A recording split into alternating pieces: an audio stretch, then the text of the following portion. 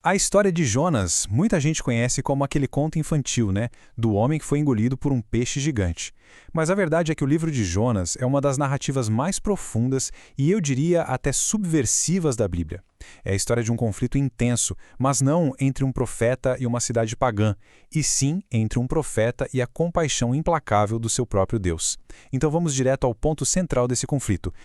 Para a gente entender essa história de verdade, a gente precisa fazer uma coisa meio diferente. Começar pelo fim. Essas são as palavras do próprio Jonas, explicando o porquê de ele ter fugido. O motivo não foi medo, foi algo muito mais complexo. Ele fugiu porque conhecia bem demais o caráter de Deus. Ele sabia que Deus era misericordioso. E essa é a pergunta que transforma essa narrativa num verdadeiro quebra-cabeça, tanto teológico quanto psicológico. Pensa bem, por que a bondade de Deus seria um motivo para a desobediência? É essa tensão que a gente vai explorar agora. Vamos começar entendendo quem é essa figura, Jonas, e o paradoxo que o define. Para entender Jonas, a gente precisa sacar que o livro é quase uma sátira. Jonas, filho de Amitai, foi um profeta histórico, ele existiu de verdade. Mas na sua história, os heróis e vilões não são quem a gente espera. O homem de Deus age de forma egoísta, enquanto os marinheiros pagãos e os cruéis ninivitas demonstram uma fé e um arrependimento admiráveis. É um missionário que torce desesperadamente pelo fracasso da sua própria missão. E essa missão toda, bom, ela já começa com uma fuga totalmente deliberada. A história começa com Deus ordenando que Jonas vá para Nínive, a leste. Mas o que Jonas faz? Ele se levanta e vai na direção exatamente oposta, para Tarsis. E o texto bíblico usa repetidamente o verbo descer para descrever essa fuga. Ele desce ao porto, desce ao navio, desce ao porão para dormir e, finalmente, desce ao mar. É uma descida física que espelha perfeitamente sua descida espiritual, fugindo da presença de Deus. E aqui a ironia da história fica escancarada. Enquanto a tempestade enviada por Deus ameaça a todos, Jonas, o profeta, está dormindo. Já os marinheiros pagãos estão desesperados, clamam, trabalham, jogam a carga fora e, por fim, temem o Deus de Jonas mais do que o próprio Jonas parecia temer. O ponto crucial aqui é este. A rebelião pessoal de Jonas não afetou apenas ele. Ela colocou em risco a vida de pessoas inocentes que não tinham nada a ver com sua crise de fé. A desobediência raramente acontece no vácuo. Agora vem o ponto de virada, o resgate e o redirecionamento.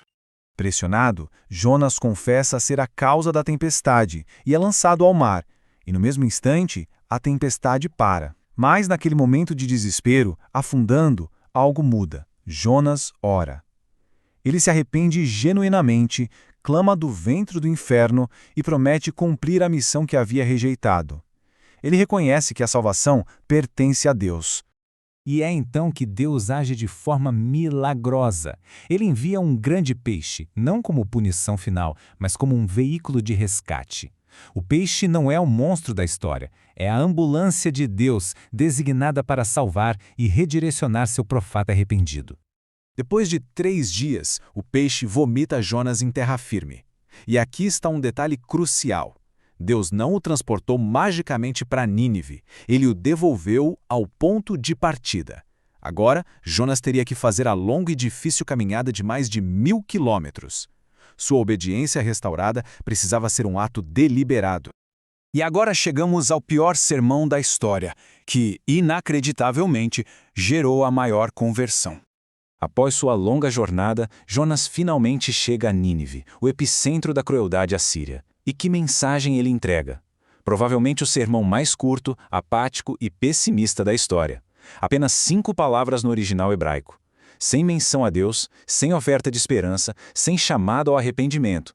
Apenas um anúncio seco de destruição.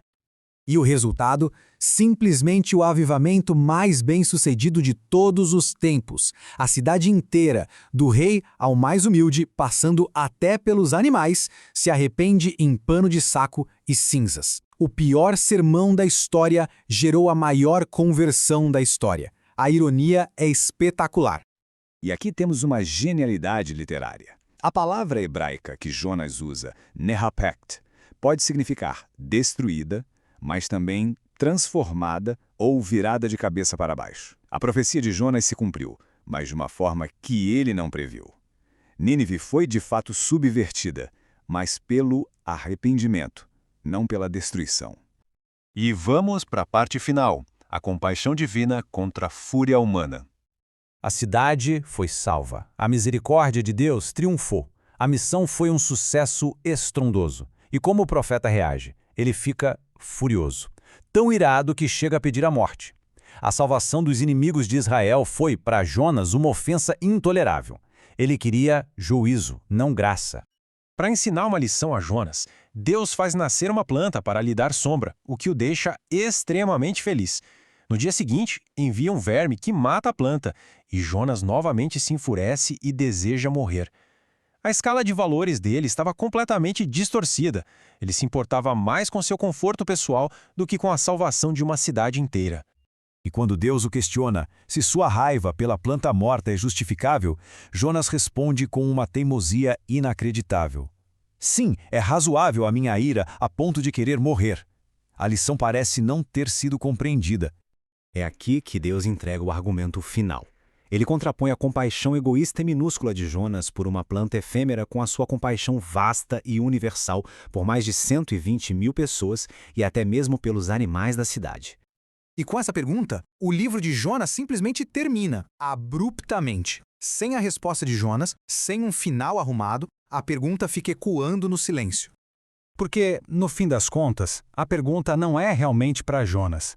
É para quem lê esta história. A narrativa nos confronta com o Jonas que existe em nós, forçando a reflexão. Será que o nosso conforto, nossas preferências e nossos preconceitos são mais importantes que as pessoas que Deus ama, especialmente aquelas que consideramos inimigas? A resposta fica para cada um. Você é professor da EBD? Venha ser membro do canal Descomplicando a Teologia. Toda semana os membros recebem subsídios teológicos, slides, explicação por escrito, dinâmica digitada, plano de aula, videochamada, leitura diária, atividade online e em PDF, mapa mental, grupo VIP, ideias para o encerramento do trimestre e apresentações, simulados, certificados, WhatsApp 73 98141 8544. Pastor Giovanni Santos.